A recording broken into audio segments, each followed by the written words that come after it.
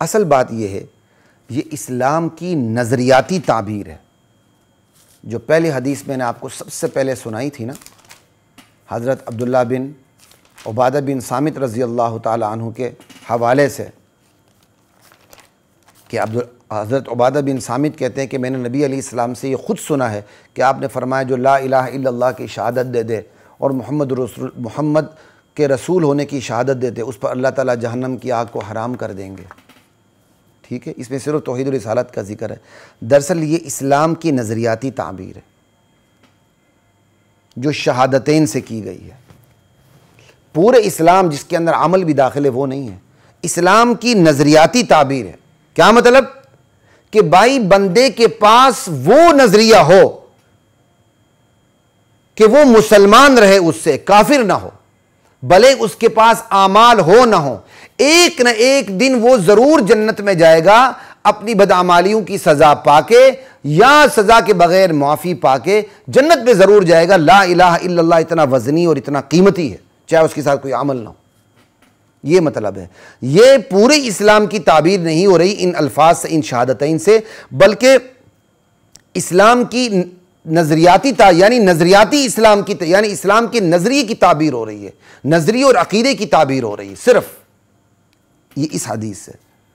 چونکہ نظریے کی تعبیر ہو رہی ہے تو لہٰذا اس کے اندر توحید اور رسالت کا ذکر ہے، اور ایک حدیث میں جو آپ نے سن لیا صرف توحید کا ذکر ہے، تو مراد اصل میں نظریہ ہی ہے۔ ان احادیث سے جو پورے اسلام کی تعبیر نہیں ہو رہی بلکہ اسلام کے نظریے کی تعبیر ہو رہی ہے۔ اب اسلام کے نظریے کی تعبیر کہیں صرف توحید سے ہو رہی ہے، کہیں صرف توحید اور رسالت دونوں سے ہو رہی ہے۔ ٹھیک، تو ایک حدیث آپ نے سنی جس میں توحید بھی ہے، کچھ اعمال بھی ہیں۔ وہ کیوں؟ وہ اس لیے کہ جب کہیں اسلام کی تعبیر صرف توحید سے ہو رہی ہے، صرف توحید اور رسالت سے ہو رہی ہے، تو بندے کے دل میں یہ گمان ہو سکتا تھا کہ بھائی عمل کی تو کوئی قیمت ہی نہیں۔ تو پھر ایک حدیث میں یہ بھی آ گیا کہ بھائی جو بندہ جس لا الہ الا اللہ کی گواہی دے اور ساتھ ساتھ نماز روزے بھی رکھے تو وہ جنت میں جائے گا۔ تو یہاں عمل کا بھی ذکر کر دیا، پہلی حدیثوں میں عمل کا ذکر نہیں کیا۔ ٹھیک، جب پہلی حدیثوں میں عمل کا ذکر نہیں کیا تو حدیث عمل لازم نہیں، یہاں کچھ اعمال کا ذکر کیا تو اس سے پتہ چلا عمل لازم تو نہیں لیکن عمل کی نفی بھی نہیں۔ اس حدیث نے یہ فائدہ دیا، جس حدیث میں یہ ذکر ہے بندہ شرک نہ کرے اور نماز پڑھے روزے رکھے جنت میں جائے گا، تو یہ اس حدیث نے فائدہ دیا کہ عمل کی نفی نہیں ہے۔ پہلی حدیث ہے جس میں عمل کا ذکر ہی نہیں، اس نے فائدہ دیا کہ عمل لازم نہیں، یعنی چند احادیث نے فائدہ دیا کہ عمل لازم نہیں، اور ایک حدیث نے فائدہ دیا کہ عمل کیا کہتے ہیں کہ نفی نہیں۔ لیکن ہر جگہ نظریہ ہے، کہیں نظریہ لا الہ الا اللہ سے بیان کیا گیا، کہیں نظریہ لا الہ الا اللہ محمد رسول اللہ دونوں سے بیان کیا گیا، اور کہیں نظریہ لا الہ الا اللہ اور نماز روزے سے بیان کر دیا، نظریہ اور عمل لا الہ الا اللہ اور نماز روزے سے بیان کر دیا گیا۔ تو خواتین و حضرات، تو ان احادیث کا جو یہ اسلوب ہے دراصل اس لیے ہے کہ امت سمجھ لے کہ اسلام کا مرکزی مسئلہ، اسلام کی روح، اسلام کے اسپرٹ اس کے نظریے اور عقیدے میں، اس کے نظریات اور عقائد میں، اور یہی مرکزی مسئلہ ہے، اور انبیاء کی میراث بھی یہی نظریات اور یہی عقائد ہے۔ بس انہی نظریات اور انہی عقائد کو بیان کرنے کے لیے کہیں حدیث میں آتا ہے کہ جو گواہی دے دے لا الہ الا اللہ کی اور محمد رسول اللہ کی وہ جنت میں جائے گا، کہیں آتا ہے کہ جو گواہی دے دے لا الہ الا اللہ کی وہ جنت میں جائے گا، من قال لا الہ الا اللہ دخل الجنہ، اور کہیں آتا ہے کہ جو لا الہ الا اللہ کی گواہی دے دے، یعنی مطلب یہ تو مفہوم ادا کر دیا، جو شرک نہ کرے اور ساتھ 5 نمازیں پڑھے اور رمضان کے روزے رکھے وہ جنت میں جائے گا۔ ٹھیک ہے، تو یہ بتانے کا مقصد یہی ہے کہ ان احادیث سے یہ جو احادیث ہیں دراصل اسلام کا جو نظریہ ہے وہ بیان کرتی ہیں کہ اصل اسلام نظریہ ہے، بس جو اس نظریے پر آ جائے وہ مسلمان ہے، بھلے اس کے پاس عمل کی پونجی نہ ہو۔ اب اللہ کی مرضی عمل کی پونجی نہ ہونے پر جہنم براستہ جہنم اسے جنت پہنچا دے یا جہنم جانے ہی نہ دے، اپنی رحمت سے معاف کر کے اسے جنت پہنچا دے۔ ہماری دعا ہے یا اللہ ہمیں براستہ جہنم جنت نہ پہنچا، اپنی رحمت سے معاف کر کے ہماری کوتاہیوں کو معاف کر کے جنت میں پہنچا دے۔ تو دراصل یہ جو احادیث ہیں، اسلوب ہیں، ان اسلوب سے پورے اسلام کی، جس میں عقیدہ بھی ہے، نظریہ بھی ہے، پورے اسلام کی تعبیر نہیں ہو رہی، بلکہ اسلام کا نظریہ اور عقیدہ بیان کیا جا رہا ہے۔ بس مقصود یہ ہے کہ لوگوں تم اسلام کے عقیدے اور نظریے کو تسلیم کر لو، عمل میں تمہاری جو کوتاہی ہوگی نا، وہ ہماری مرضی معاف کر کے جنت میں بھیجیں یا اس کی سزا دے کے جنت میں بھیجیں، ایک نہ ایک دن تم جنت میں ضرور جاؤ گے۔ بس یہی وجہ ہے نظریے اور عقیدے کی اہمیت بیان کرنے کے لیے کہیں صرف لا الہ الا اللہ سے کام لیا گیا، کہیں لا الہ الا اللہ محمد رسول اللہ، دونوں سے کام لیا گیا، کیونکہ دونوں کا تعلق عقیدے سے ہے۔ تو ایک بتا کے تمام عقائد کی کیا کہتے ہیں وہ نمائندگی ہو گئی، اور کہیں صرف لا الہ الا اللہ اور ساتھ بعض اعمال کا، نماز روزے کا ذکر کر دیا، اور تمام اعمال کا بھی ذکر نہیں کر دیا، جس سے یہ فائدہ ملا کہ تم یہ نہ سمجھو کہ عمل کی بالکل کوئی کیا کہتے ہیں اہمیت نہیں، عمل کی نفی نہیں، عمل عقیدے کی طرح لازم نہیں۔ تو یہ بات سمجھ آ گئی۔ اب یہ دیکھیں آخر یہ کیا اس میں راز ہے؟ کہیں نجات پانے کے لیے توحید اور رسالت دونوں کا ذکر ہے، کہیں صرف توحید کا ذکر ہے۔ وجہ یہ ہے کہ توحید اور رسالت میں بھی اصل کیا چیز ہے؟ توحید ہے۔ اس لیے بہت سی احادیث میں رسالت کی بجائے صرف توحید کا ذکر ہے، نہ عمل کا ذکر نہ رسالت کا ذکر، صرف توحید کا ذکر۔ کیوں؟ عمل بھی توحید کے لیے، رسول کی رسالت بھی توحید کے لیے، نبی کی نبوت بھی توحید کے لیے۔ اللہ نے تمام انبیاء اور رسول دنیا میں اس لیے بھیجے کہ اس کی توحید کا علم بلند ہو۔ تو رسالت، آخرت، اعمال، توحید، ان سب میں بھی مرکزی مسئلہ توحید ہے۔ اس لیے کہیں توحید رسالت دونوں کا ذکر ہے اور اعمال کا بھی ذکر ہے، جیسے الاسلام ان تشہد اللہ الہ الا اللہ وان محمد رسول اللہ وتقیم الصلاۃ وتؤتی الزکاۃ وتصوم رمضان وتحج البیت ان استطعت الیہ سبیلا۔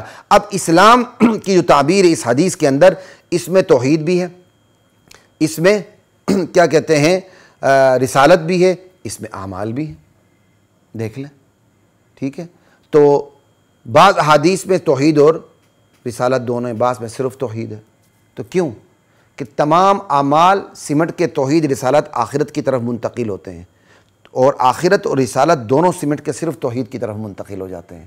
تو کہیں صرف توحید کی بات کی گئی ہے کہ بھائی تمام نظریات میں بھی مرکزی نظریہ توحید کا ہے، رسالت بھی توحید کی وجہ سے قائم ہے، قیامت بھی توحید کی وجہ سے قائم ہوگی، تمام اعمال بھی توحید کی وجہ سے چلتے ہیں، ان کی قدر و قیمت ہوگی۔ یہی وجہ ہے کہ جہاں صرف توحید کا ذکر ہے، یہ بتانے کے لیے کہ یہ رسالت سے بھی مقدم ہے، یہ تمام اعمال سے بھی مقدم ہے۔ جہاں صرف توحید رسالت کا ذکر ہے، یہ بتانے کے لیے کہ توحید رسالت دونوں تمہارے تمام اعمال سے مقدم ہے۔ اور جہاں صرف چند اعمال کا ذکر ہے، یہ بتانے کے لیے عمل کی نفی نہیں ہے، لیکن عمل عقیدے کی طرح لازم نہیں ہے، یہ بتانے کے لیے۔ یہ بالکل ایسا ہی ہے جیسے قرآن کریم کے اندر اطاعت کے 3 مراکز کا بیان ہے، اطیعوا اللہ واطیعوا الرسول واولی الامر منکم۔ ایمان والو، اللہ کی اطاعت، رسول کی اطاعت، اور تم میں سے جو نیک حکمران ہیں اور فقہاء علماء، ان کی اطاعت۔ یہ دیکھیں 3۔ اور ایک اور آیت ہے واتبع سبیل من اناب الی، ان کی پیروی کرو جو میری طرف رجوع کرتے ہیں۔ اس پہ تو دنیا کے تمام اولیاء اور نیک سارے لوگ آگے۔ اور پھر یہ بھی ہے اہدنا الصراط المستقیم صراط الذین انعمت علیہم، یا اللہ ہمیں ان کا راستہ دکھا جن پر تو نے انعام کیے۔ انعام والے کون ہیں؟ نبیین، صدیقین، شہداء، صالحین، ان کی بھی ہم نے اطاعت کرنی ہے۔ تو 3 قرآن کے مرکزی جو اطاعت کے مراکز ہیں وہ 3 ہیں، اطیعوا اللہ، اطیعوا الرسول، اولی الامر منکم۔ لیکن کہیں صرف 2 بیان کیے گئے ہیں، وَإِن تُطِيعُوا اللَّهَ وَرَسُولَهُ لَا يَلِدْكُم مِّنْ أَعْمَالِكُمْ شَيْئًا، صرف 2 کا ذکر ہے۔ اور کہیں صرف 2 کا بھی ذکر نہیں ہے، صاف پتہ چلتا ہے صرف 1 کا ذکر ہے، وَمَا أَرْسَلْنَا مِن رَّسُولٍ إِلَّا لِيُطَاعَ بِإِذْنِ اللَّهِ۔ ہم نے جتنے بھی رسول بھیجے ہیں اس لیے بھیجے ہیں کہ صرف اللہ کی اطاعت کی جائے۔ تو یہ دیکھیں صرف اللہ کی اطاعت، ٹھیک ہے۔ مَن يُطِعِ الرَّسُولَ فَقَدْ أَطَاعَ اللَّهَ، جس سے رسول کی اطاعت کی اس سے اللہ کی اطاعت کی۔ تو یہاں بھی دراصل کس کی اطاعت ہے؟ مستقل اطاعت اللہ کی ہو رہی ہے۔ تو قرآن میں کہیں اطاعت کے 3 مراکز کا ذکر، کہیں 2 کا ذکر، کہیں صرف ایک کا ذکر. تو یہ آپس میں تصادم تو نہیں ہے. 3 2 1 اس لیے ذکر کیے کہ 3 کا ذکر کر کے بتا دیا کہ ہر نتھو پھتو بخاری اور قرآن ہاتھ میں لے کر اپنی مرضی سے تعبیر و تشریح نہ کرے. اس کی تعبیر و تشریح کرنے والے علماء اور فقہا ہیں, اس لیے اولی الامر منکم کا ہے. میرے اہل حدیث بھائی گھبرائے نہیں کہ میں اولی الامر منکم تقلید کے لیے پیش کرنے لگا ہوں. یہ میرا اس وقت موضوع ہی نہیں ہے. یہاں صرف یہ پیش کرنے لگا ہوں خدا کے لیے اولی الامر منکم اطاعت کے تیسرے مرکز کو آپ توجہ دیں. آپ کی توجہ نہ دینے کا نتیجہ ہے کہ کیا کہتے ہیں پلمبر جیسے لوگ پیدا ہو رہے ہیں, جہالوی جیسے لوگ پیدا ہو رہے ہیں اور مر رہے ہیں, کیونکہ انہیں اولی الامر کی اطاعت کے تیسرے مرکز کی اہمیت کا پتہ ہی نہیں ہے. تو اطاعت کے 3 مرکز بتا دیے تاکہ پتہ چلے کہ تم نے خود ہی کتابیں ہاتھ میں لے کر فیصلے نہیں کرنے, علماء سے پوچھنا ہے. پھر اطاعت کے 2 مرکز بتا دیے تاکہ پتہ چل جائے کہ یہ تیسرا مرکز بھی سمٹ کے 2 میں آ جاتا ہے. پھر اطاعت کا صرف 1 مرکز بتایا, وما ارسلنا من رسول الا لیطاع باذن اللہ, تاکہ پتہ چلے یہ رسول کی اطاعت بھی سمٹ کر صرف اللہ کی اطاعت میں آ جاتی ہے. تو اسی طرح یہاں احادیث میں بھی یہی ہے کہ جو توحید اور رسالت کی گواہی دے جنت میں جائے گا.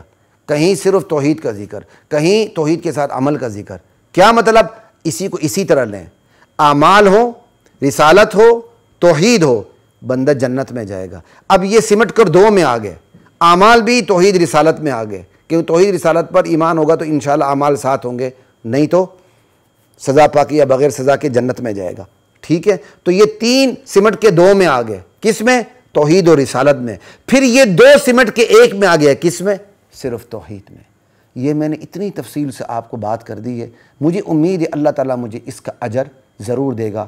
بہت شرح صدر کے ساتھ یہ جو احادیث کے جو یہ اسلوب ہے جو اللہ تعالیٰ نے میرے ذہن میں القاء کیا, وہ میں نے آپ کو بتا دیا کہ ان احادیث کا اسلوب جس میں کہیں صرف توحید کا ذکر, کہیں صرف کیا کہتے ہیں کہیں صرف توحید کا ذکر, کہیں توحید رسالت دونوں کا ذکر, اور کہیں صرف توحید اور عمل کا ذکر.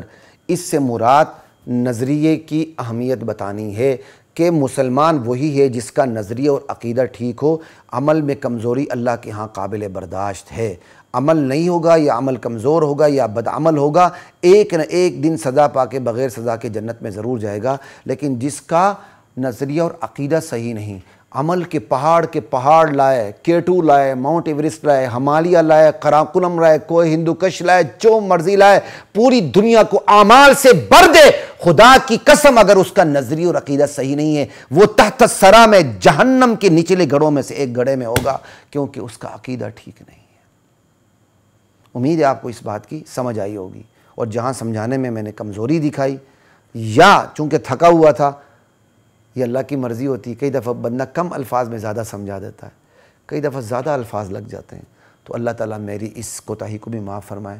میں ہمیشہ سے آپ کی دعاؤں کا طلبگار رہا ہوں اور رہوں گا, اور ہمیشہ سے میں اپنے اللہ کی رحمت کا متلاشی تھا, ہوں اور رہوں گا. اللہ تعالیٰ مجھ پر, آپ پر, ہم سب پر اپنی رحمتوں کی برسا دے, اور ہمارے گناہوں کو معاف کرے, اور ہماری کوتاہیوں سے کو نظر انداز کرے, اور ہماری کوتاہیوں کو نہ دیکھے. ہمیں بغیر سزا دیے ایمان, عقیدہ اور نظریے کی بنیاد پہ ہمیں جنت میں بھیج دے. اور ایمان, عقیدہ, نظریے بھی اللہ کی رحمت سے ہی ٹھیک ہوتے ہیں. السلام علیکم ورحمۃ اللہ وبرکاتہ. وَلَقَدْ أَنزَلْنَا